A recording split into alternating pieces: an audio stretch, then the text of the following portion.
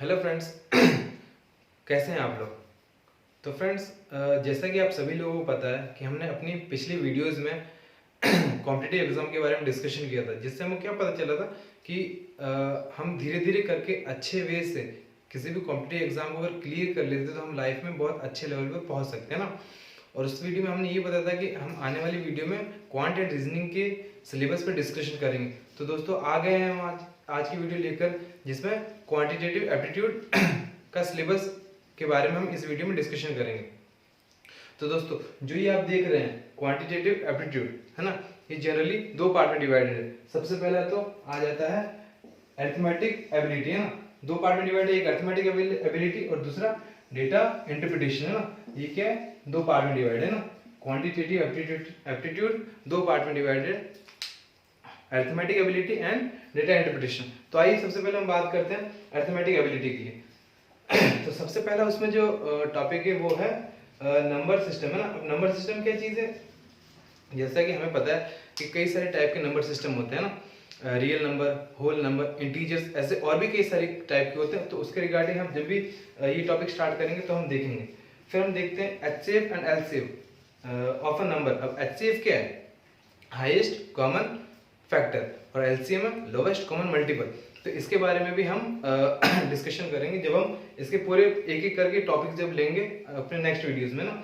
फिर आता है डेसिमल फ्रैक्शन। तो इसमें हम डेसिमल फ्रैक्शन के बारे में जानेंगे कि वो चीज़ क्या है, कहाँ यूजफुल होती है ना। फिर हम देखते हैं सिंप्लीफिकेशन। तो कई सारे नंबर्स होते हैं, उसको सिंप्लीफाई करना होता है, तो उस चीज़ के बारे में हम देखेंगे आगे चलकर ना।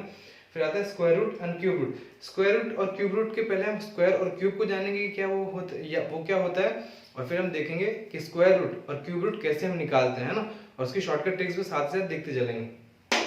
फिर आता है एवरेज। अब एवरेज क्या है कि जैसे कि हम जस्ट एग्जांपल लेते हैं क्रिकेट का है ना, तो उसमें हम किसी एक पर्टिकुलर प्लेयर की बात करते हैं तो हम बोलेंगे कि अगर वो ओवरऑल 10 मैच खेल रहा है तो हर मैचेस में उसने कितने रन बनाए, तो उन सबको ऐड करके डिवाइड बाय 10 करेंगे तो उसका एवरेज आ गया है ना।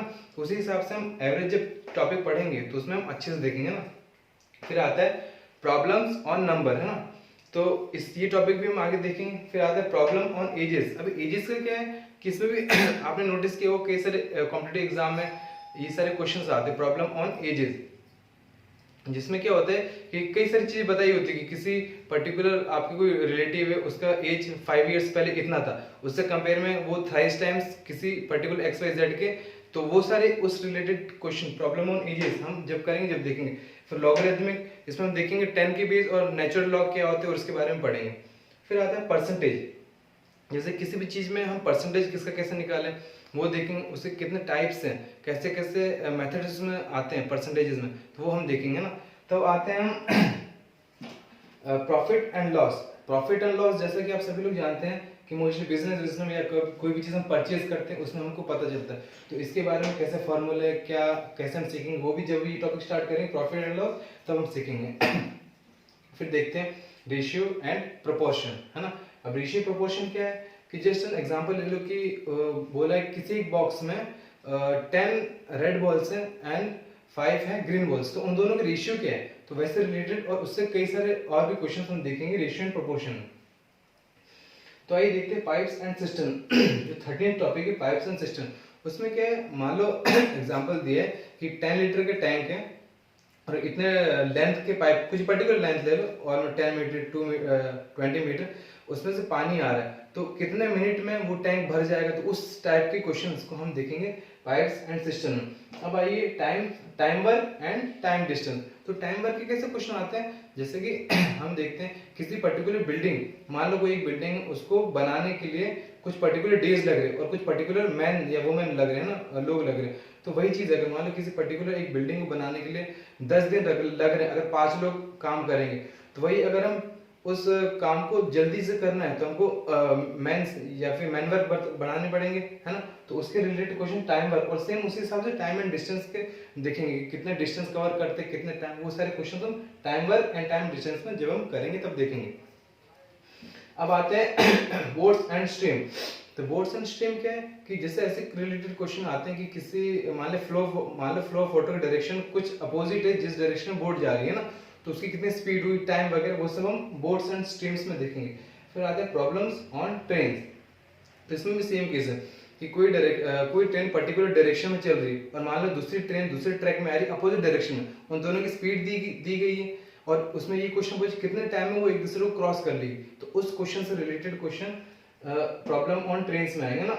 अभी देखते हैं एलिगेशन एंड मिक्सचर, जो एलिगेशन एंड मिक्सचर वाला टॉपिक है, इसमें कुछ ऐसे क्वेश्चन आते हैं। मान लो कि बोला गया है कि कोई भी कंटेनर है उसमें आपने 2 kg राइस डाल दिया और 4 kg डाल दिया दाल, है ना, दाल, तो फिर उसमें उन दोनों का रेशियो क्या है, फिर उससे रिलेटेड क्वेश्चन आप एलिगेशन एंड मिक्सचर में जानेंगे। फिर आता है simple interest and compound interest, तो इसके बारे में भी हम इसके कैसे फॉर्मूले हैं, कैसे किसका इंटरेस्ट, सिंपल इंटरेस्ट कैसे निकालेंगे, कंपाउंड इंटरेस्ट का क्या फॉर्मूला, वो सारी चीजें हम इसके टॉपिक में देखेंगे। अब आता है volume, surface and area. Volume, surface और एरिया में क्या चीज है कि किसी भी पर्टिकुलर शेप या कोई भी चीज होगा उसका वॉल्यूम कैसे निकाले, उसका एरिया कैसे निकाले, है ना, उस सब चीजों के बारे में हम इसमें पढ़ेंगे। अब आता है परम्यूटेशन एंड कॉम्बिनेशन।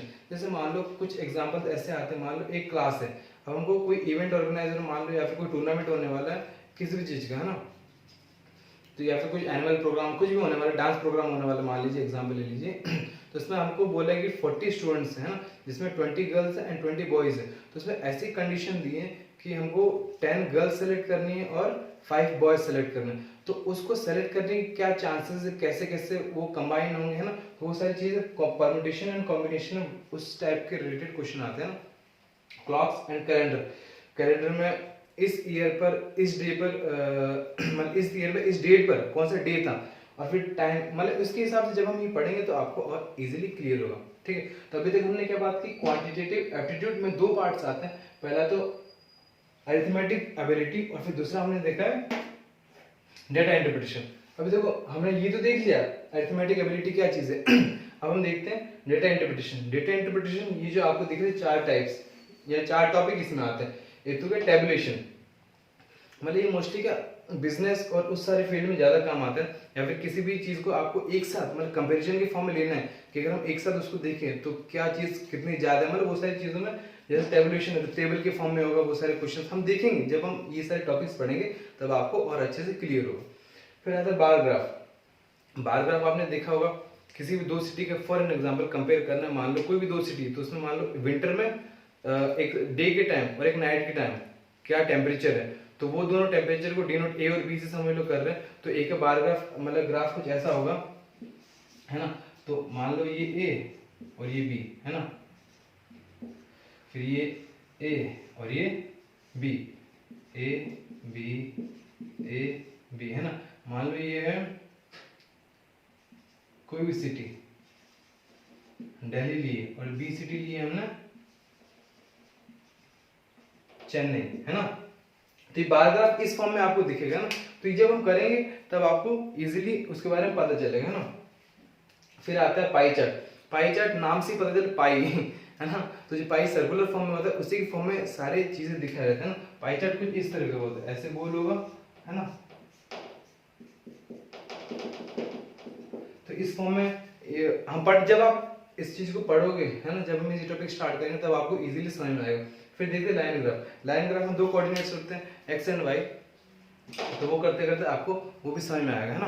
तो फ्रेंड्स ये जो जितने भी टॉपिक्स हमने पढ़े तो ये चीजें आपको मैं उम्मीद करता हूँ समझ में आई होगी, क्योंकि ये सारे टॉपिक्स ना हमें बहुत यूजफुल रहते हैं। और देखो अभी क्या है, ये जितने भी अरिथमेटिक एबिलिटी और डेटा इंटरप्रिटेशन 2 है, ये तो खैर इंपॉर्टेंट है, ऐसा कुछ नहीं, मैं भी वो चीजें मार्क करने जा रहा हूँ जो मतलब देखो ये सारे जो टॉपिक है सब टॉपिक इंपॉर्टेंट, ऐसा नहीं कि कोई छोड़ देना, ऐसा कुछ नहीं है ना, ये सब टॉपिक इंपॉर्टेंट। फिर भी जो जो मतलब मोस्टली एग्जाम्स में आते हैं, जैसे देखो ये हो गया एलसीएम हो गया, एचसीएफ एलसीएम हो गया, है ना, सिंप्लीफिकेशन ले लो, स्क्वायर रूट हो गया ना, फिर प्रॉब्लम ऑन एजेस हो गया, परसेंटेज हो गया, है ना, ये हो गया profit loss, pipes and system, ये भी ले लो, ये भी रेशियो प्रोपोर्शन, ये वाला भी टॉपिक थोड़ा इंपॉर्टेंट है, problem on trains, mixture allegation, ये तो फिर ये सारे इंपॉर्टेंट है, ये सारे परम्यूटेशन कॉम्बिनेशन ना।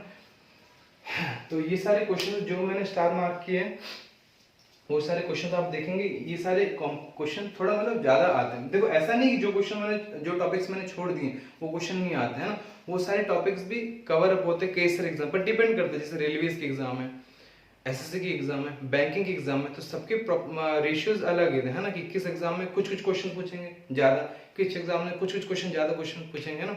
तो सर ये जो मैंने मार्क किए वो थोड़ा मतलब मोस्ट इंपॉर्टेंट है। बाकी इसके अलावा भी जो मैंने यहाँ पर लिखा है ऑलमोस्ट 21 टॉपिक्स लिखे हैं, और डेटा इंटरप्रिटेशन 4 टॉपिक है ना।